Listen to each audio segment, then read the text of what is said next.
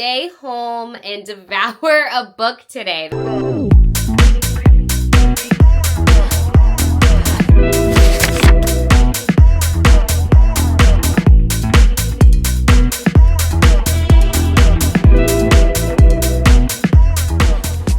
I'm pretty sure my most read genre this year is going to be dragon books, because the amount of dragon books that I've read this year is growing every month, including this one because I'm currently reading So Let Them Burn by Camila Cole. This has been on my TBR all year. I finally got a physical copy while I was book shopping in, where was I? Oakland. San Francisco? No, it's in Oakland. At a bookstore called Marcus Books. I vlogged it and everything if you want to go see what the bookstore is like. But I'm about 40% through the book on page 183 if you also have it and are curious to know where I'm at. I think I'm finally getting to the point where this book is going to start really picking up. Not that it's been slow by any means. It's definitely got a lot of action, but you know, it takes some time to get to know the characters. And this is dual POV, so we're switching back and forth between two sisters, one of whom is like the savior of her country, of her land. The other has been her protector. The older sister's been the younger sister's protector, but the younger sister doesn't really need it because she can channel all the powers of the gods. That's just a quick summary of where I'm at so far in So Let Them Burn. And it is a duology, so I'm curious to see if I'm going to want to immediately pick up the second book upon finishing this or if I want to space them out a bit. So I'm excited to get back into reading this because, y'all, I have fallen so far behind on my reading goal this year. My goal is to read 50 books, which is roughly one book a week, which sounds easy, but I feel like a lot of people are hesitant to start reading because they don't know how to squeeze in time because it's hard. Some weeks I am reading every day, hours each day. Some weeks I haven't read in weeks. And there's absolutely nothing wrong in that. The point of my reading goal is just to keep myself accountable, to keep myself continuously reading as much as I can. And since we're getting into the fall time, it's officially the Burr months now.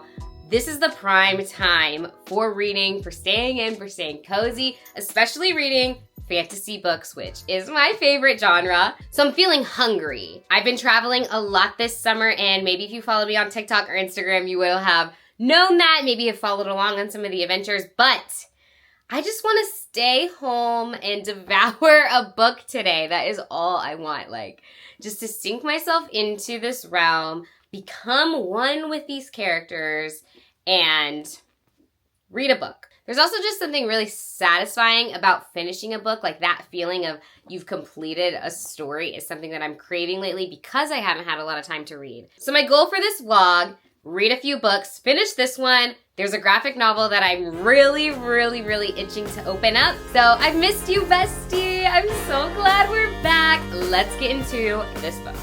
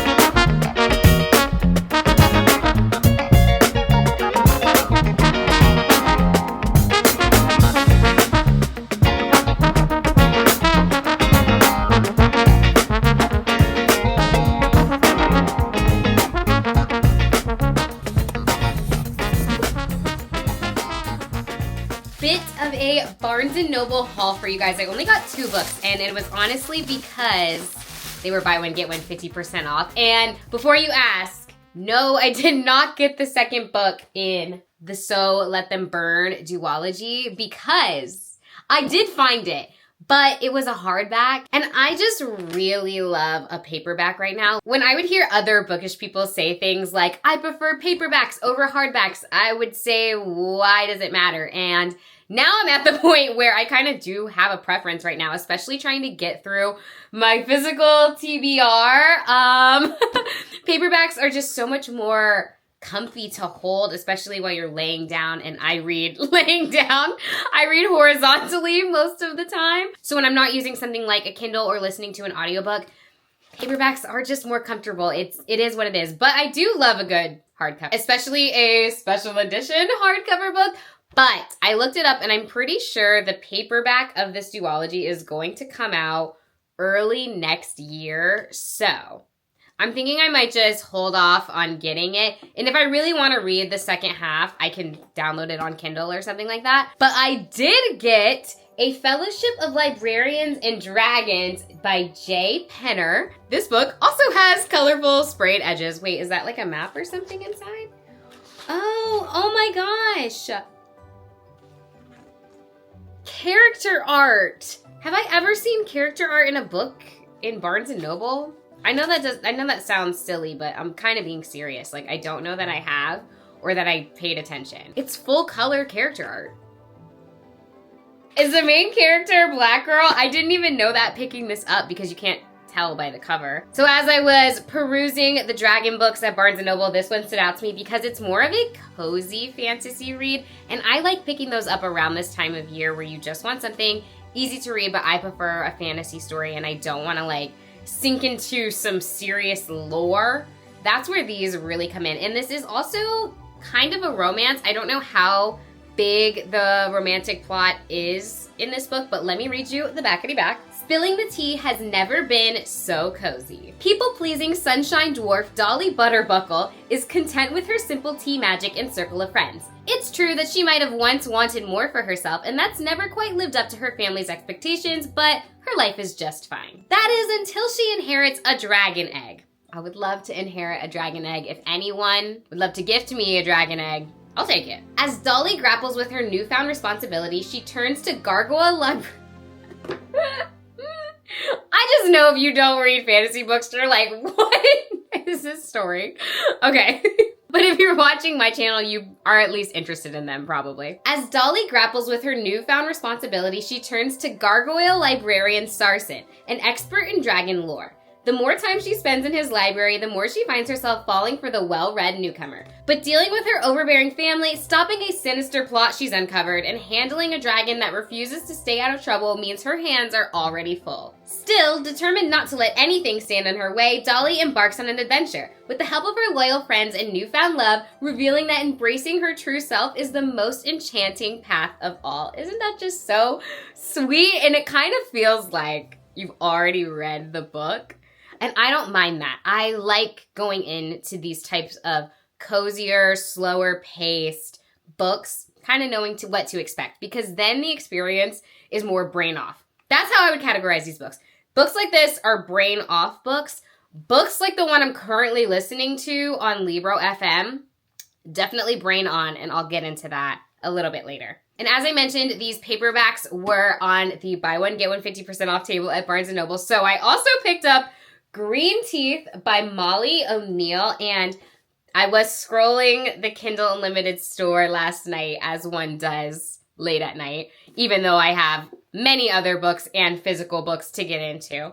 I did notice that both of these books were on Kindle Unlimited, so I could have saved my money, but now I have physical copies, and I'm happy with that as well. I can just imagine throwing this in my tote bag. Like, this is the season to be carrying books around. Green Teeth by Molly O'Neill. This is definitely going to be an October Halloween kind of read for me because it's about a sea monster. Her name is Jenny Greenteeth, and she's hungry and ready to pounce. She basically eats all of the people that fall into her home this lake. And she's never spoken to a human before, but when a witch is thrown into her lake by an angry mob, something makes Jenny decide she's worth saving instead of eating. Soon she learns that the witch's once peaceful village has suddenly turned against her, and that it has something to do with the malevolent new pastor and his wicked influence on the townsfolk. I don't think there's a romance from what I can tell in the back. It's just a cozy monster story, and that's my kind of monster book. I'm not trying to be scared while I'm reading. So I'm gonna save this one for October Halloween time. That is still a month away, so let's talk about today. Today, I need to just lay down and read a book. I've just been craving reading right now in my life a lot. I think it's because I've been traveling all summer. I haven't really had a routine. I feel like I've been living out of a suitcase, to be so honest. And now that I am finally home for the next few weeks, all I want to do is lay on my couch, relax, and sink myself into some fabled lands, learn new characters, learn to love them, and I'm going to be doing that today. It did look like it was going to rain today. The sky is a little bit gray, and in Florida, you truly never know. It could be bright and sunny right now, and in 5 minutes, a giant thunderstorm could roll through. So I'm gonna pretend like a giant thunderstorm is going to roll through, and I'm gonna go get comfy, and we are going to read We Could Be Magic by Marissa Meyer. It is a graphic novel. So I think I can probably finish it in one sitting. It's only 250 pages. And let's knock out a book today. Currently in the process of redecorating. So if you're curious as to what that is, it's me being indecisive about a paint color, and I don't think I even like either of those. So needless to say, it's going to take a little bit for me to decide what the vibe is in here, but we did get a new couch not too long ago, and what I love about it is that it's modular. So what I think I'm going to do is push in so that instead of it being a U, it's more like a giant bed.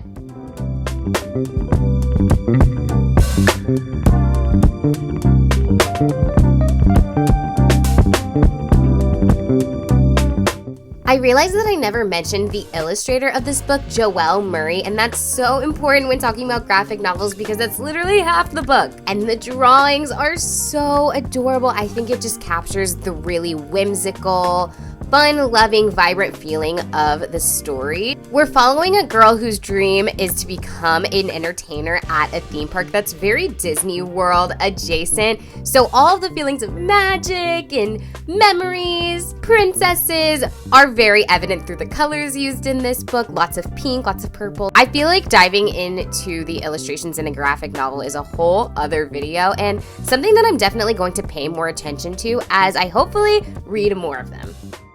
This only took me about an hour and a half to read, which I love. And it felt like watching a movie since it is a graphic novel. And I did maybe tear up a little bit.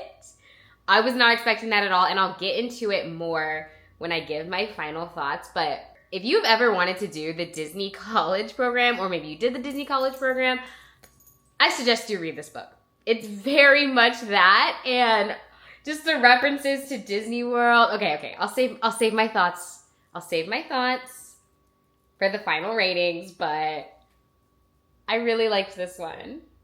It's been a few days, and I believe I mentioned that we are in the middle of like redecorating our house. And as a part of that redecoration, I decided to impulsively paint this wall a checkerboard print, but I think it's so cute. And while I was painting this, I was listening to the book that I've kind of alluded to throughout this vlog, and I'm happy to report was, technically, Catabasis by R.F. Kuang. This is a new release, and it's my first R.F. Kuang book officially, which I'm really, really excited about. And I'm excited to talk to you about it and just wrap up this whole thing. Let's talk final reviews. Let's talk star ratings of the books in this vlog. But before we do that, I think I need to make an outfit change. I want to look a little more academic before discussing Catabasis.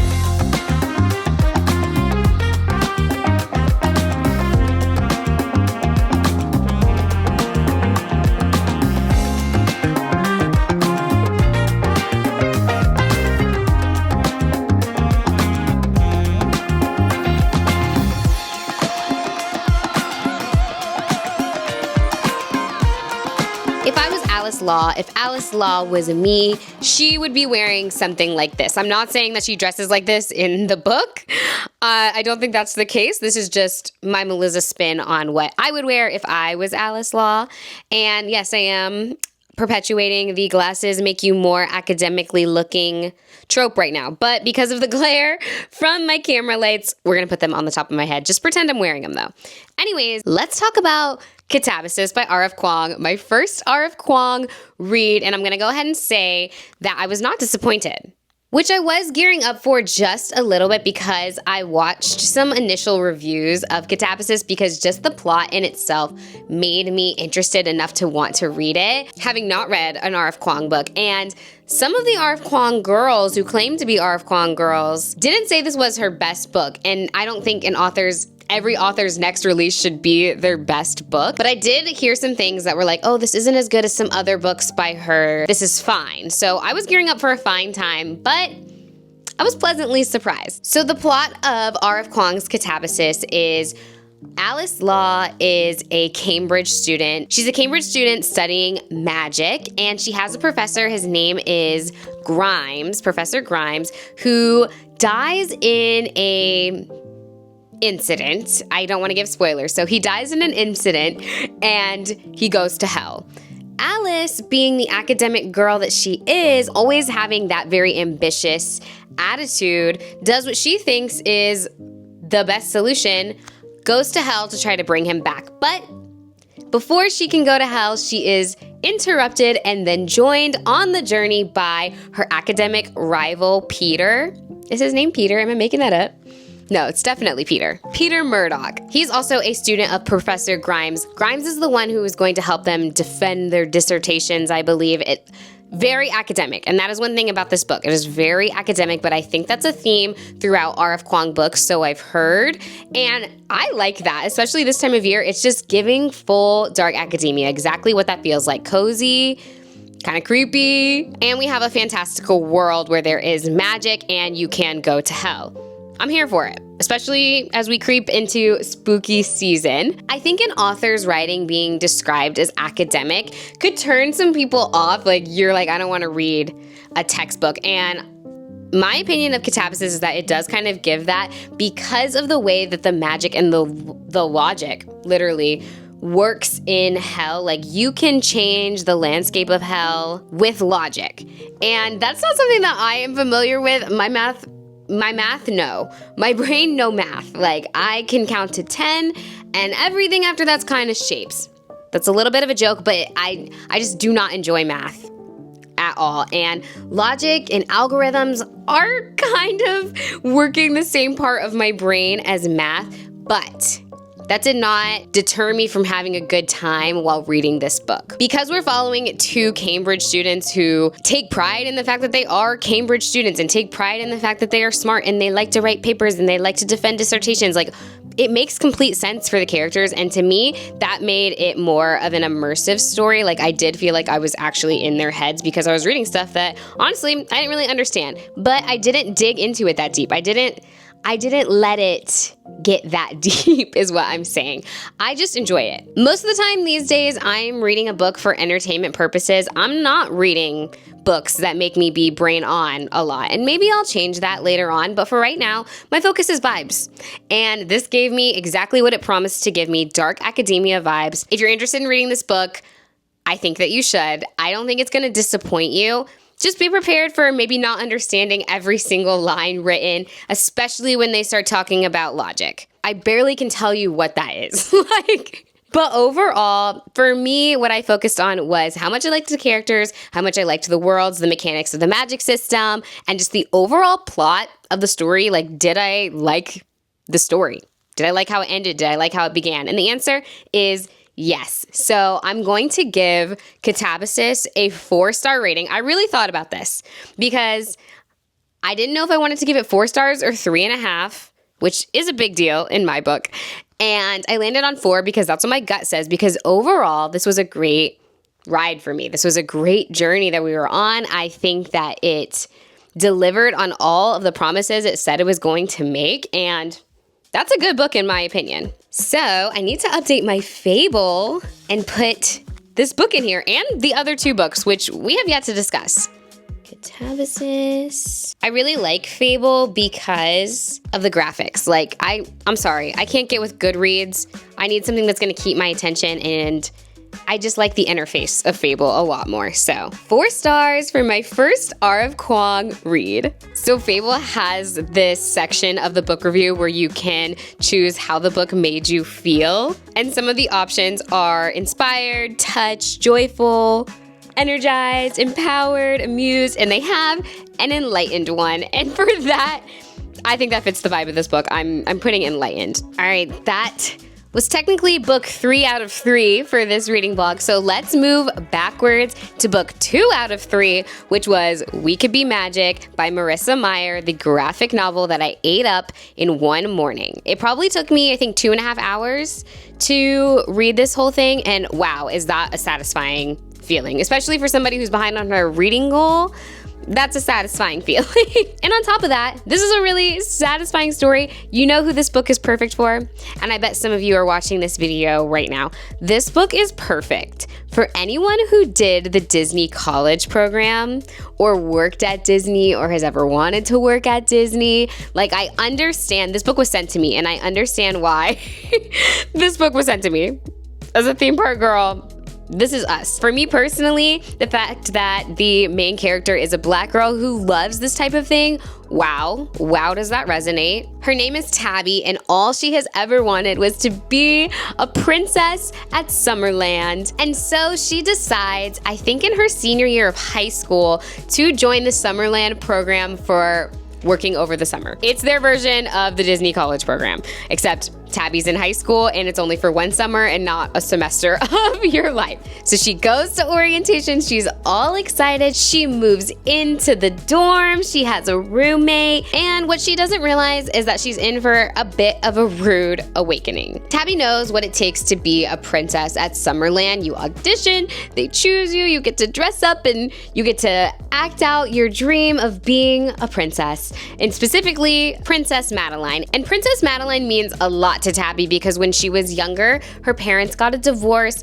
and to help her feel a little bit better, her dad took her to Summerland and she got to meet Princess Madeline, and it was everything that you see in those videos of people meeting characters and crying. That is basically what happens to Tabby. That happens within the first few pages of the story. Don't worry, it's not a spoiler. But that is why she has such a drive to become a princess at Summerland. And I relate to this so much because I'm not kidding.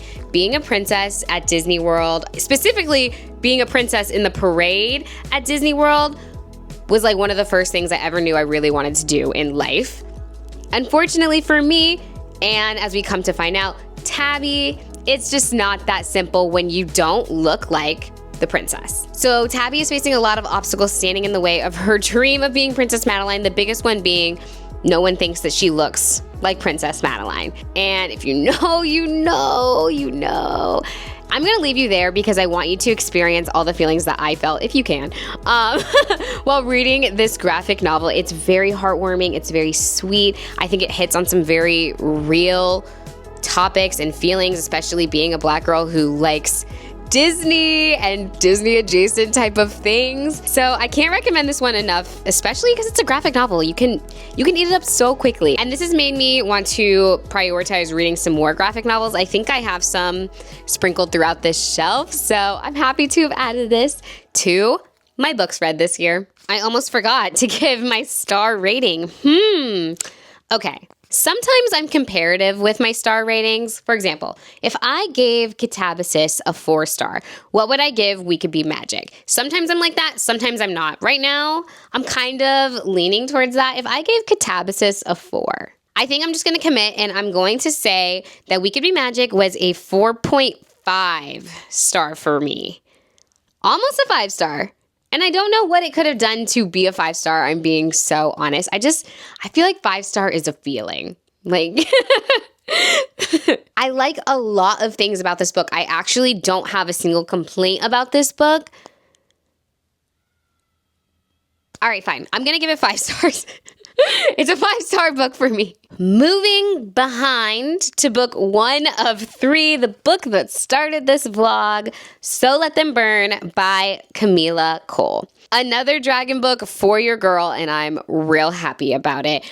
I do feel like I was a bit misled. What I thought it was going to be when I first read it versus what it is now that I have read it feels a little bit different in my mind, but that could be a me thing. I just feel like we shouldn't be afraid to give a little bit more context on the back of books. It's okay.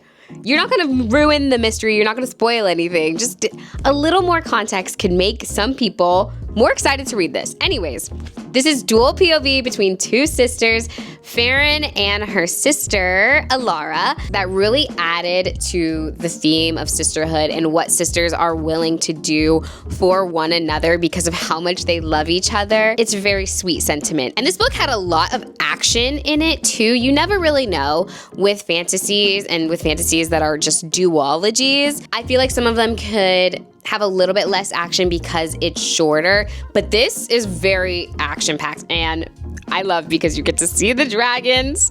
And not only do they have dragons in here, but they have something called, what are they called actually? They're like dragons, but they're not natural. They're human-made and semi-sentient drakes. They're called drakes, and they are made with a very specific type of metal that can only be found on their island, and that's what gives them the magic to be semi-sentient, but they still have drivers. They still have pilots.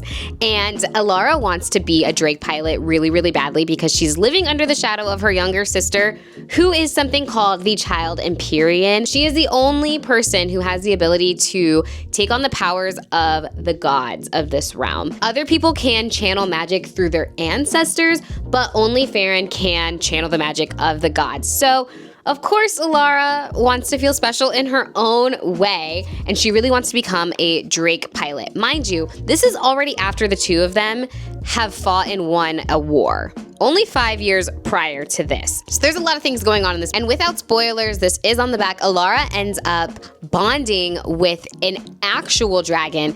And unfortunately for the 2 of them, dragons are the enemy. The writers come from the land that they were just at war with. So tensions are very high. Alara bonding with one of those dragons, not good. So we follow them on this adventure to fix the millions of problems that come with that. And at the end, we are left on a slight cliffhanger, which is why I went to Barnes & Noble like immediately getting ready to pick up the second book. But as I explained, it was hardcover and I'm gonna wait, but I am excited to read the second book because it's a duology and I just need to know how this wraps up.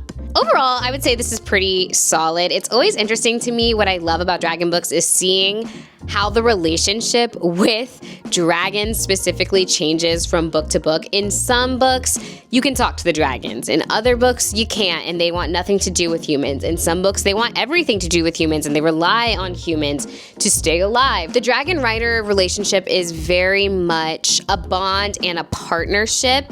They need each other, and that's fun to see. Yes, the dragons talk in this book, if you're curious. Overall, I'm gonna give So Let Them Burn, I think a 3 out of 5, mostly because of the fact that I didn't immediately buy the second book. I feel like if I was really, really in love with this book, I would have swiped up the second one, regardless of if it was hardcover or not.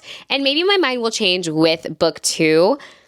And I'll bring this whole series up, but 3.5 is a really solid rating. I would recommend this book to anyone who loves dragon books like me, who's trying to see how many they can read this year, or Black girl fantasy books, another one of my favorites.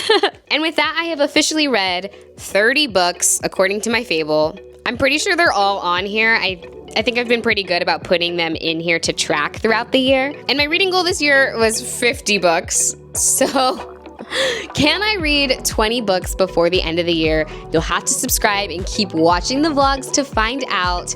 So that's it for this reading vlog. I'll catch you in the next one. Bye!